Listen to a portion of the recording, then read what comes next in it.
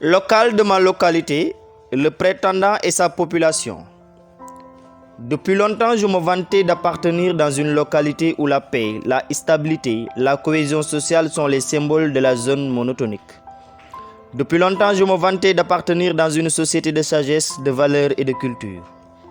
Étant natif et citoyen de cette localité, je ne me lâcherai jamais de prévenir quand je vois un danger qui approche de ma commune. C'est avec un constant précis que j'ouvre ma petite bouche pour parler avec ma population tout en espérant une bonne perception. À ma courte connaissance, c'est une première dans l'histoire du Sénégal que les élections municipales se font en suffrage universel direct. De ce fait, il est à la population de choisir qui elle veut pour gérer la cité en parfaite harmonie, en paix, en sécurité, en santé et au développement. Et nous ferons face à une question très sensible dans quelques jours plus tard.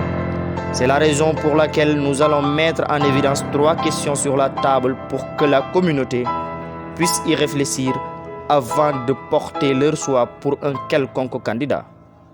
Qui doit choisir? Pourquoi doit choisir? Qu'attendrai-je de lui? Qui doit choisir? S'agissant de ma première question, c'est celle qui incombe la responsabilité de tout un chacun parce qu'ici, il ne s'agit pas de voter pour un candidat de par son appartenance politique, son parti ou son mouvement. Il ne s'agit pas non plus de son appartenance sociale, sa famille, son ethnie ou la secte et géographique, son village, son quartier.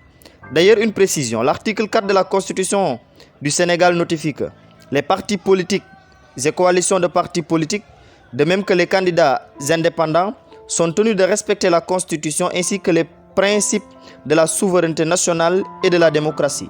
Il leur est interdit de s'identifier à une race, à une ethnie, à un sexe, à une religion, à une secte, à une langue ou à une partie du territoire.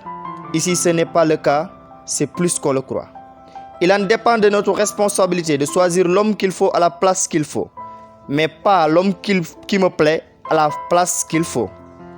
L'homme qu'il faut, je pense, est celui qui, avant tout, est honnête et vertueux avant d'être compétent et bosseur. Il peut être tiré dans n'importe quel village. Il peut aussi ne pas appartenir à aucun parti politique et soutiré au sein de la société civile. L'homme à qui on reconnaît son amour pour la localité, qui sait défendre l'intérêt général. On a besoin d'un leader qui sait incarner devant toutes les autorités quand se pose un débat d'expertise. Pour moi, faire la politique, ce n'est pas de participer dans des meetings. Porter des Lacoste ou t-shirt, ce n'est pas non plus être un démagogue qui se met à bavarder dans les médias et ondes pour se faire remarquer. Faire la politique, c'est avoir une lecture profonde pour un changement radical, un pouvoir de prendre des décisions pertinentes et une participation active aux besoins de sa population. Le monde a besoin d'une personne qui n'a pas d'objectif politique, mais un travailleur. Pourquoi doit choisir? Étant citoyen sénégalais, j'ai mes droits civiques et civils. Partant de l'article 3 de la Constitution du Sénégal, tous les nationaux sénégalais de 2 sexes, âgés de 18 ans accomplis, jouissant de leurs droits civils et politiques, sont électeurs dans les conditions déterminées par la loi. En dehors de ce qui me lie avec ma constitution, je pense que je dois choisir pour éviter que ma très chère localité ne tombe dans les mains d'un incompétent. Et par ailleurs, je serai quitte avec ma conscience. J'aurai le droit de dire mon opinion ou de critiquer s'il le faut, quand l'homme à qui j'avais confiance me trahisse. J'aurai le courage de lui rappeler la bonne conduite. Je rappelle que dans une élection, une seule voix peut renverser la situation et donner un nouveau régime, soit appréciable ou non appréciable. Mais quoi qu'il advienne, il faut tout faire pour appartenir à ceux qui feront le bon choix.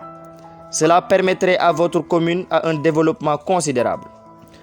Rappelons-nous qu'il y a un terme wolof qui dit que Sénégalais yi duñu fal waaye dañuy folli.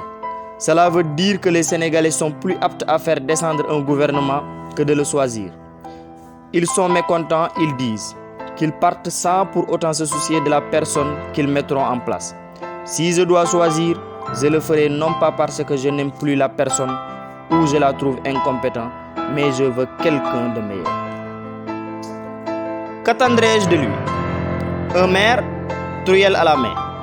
Nous savons tous que la truelle, c'est pour construire. Donc nous attendons de lui de construire des routes, des écoles, des hôpitaux, des espaces de jeux et des salles polyvalentes pour les cérémonies et conférences dans l'étendue du territoire local parce que notre commune en a vraiment soif de tout cela. Un maire sapeur-pompier, cela veut dire quelqu'un qui sera capable de secourir la population dans ses besoins sans rancune quand surgisse quelque part une calamité naturelle comme incendie, inondation, ravage pluvial ou sécheresse et j'en passe. Un maire avocat.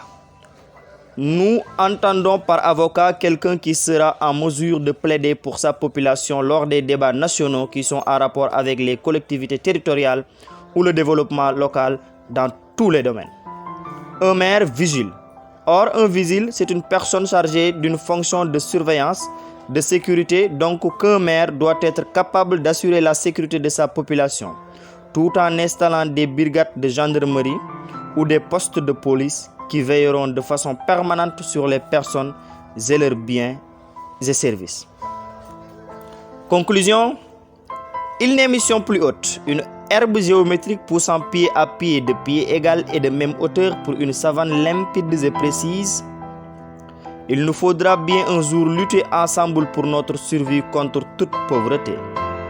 Il faudra bien un jour rompre le silence et crier sans lassitude jusqu'à la rupture vocale des dernières cordes de vie.